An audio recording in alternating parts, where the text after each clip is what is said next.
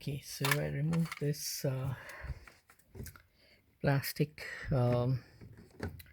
plate.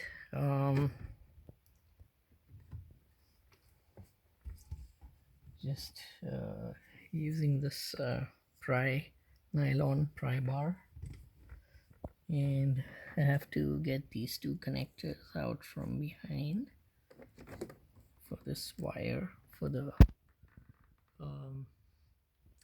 side view, passenger side view mirror.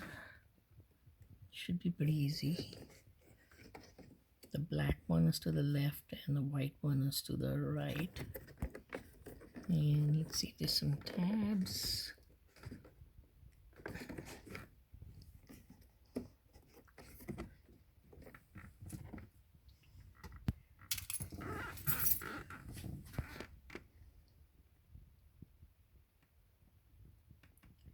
Looks like there's some tabs to press.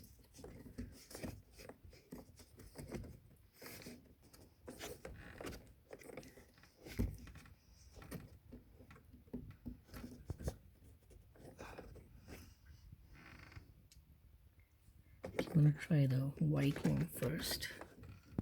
White one is a little bit to the back. Okay, I think I'll continue this video later.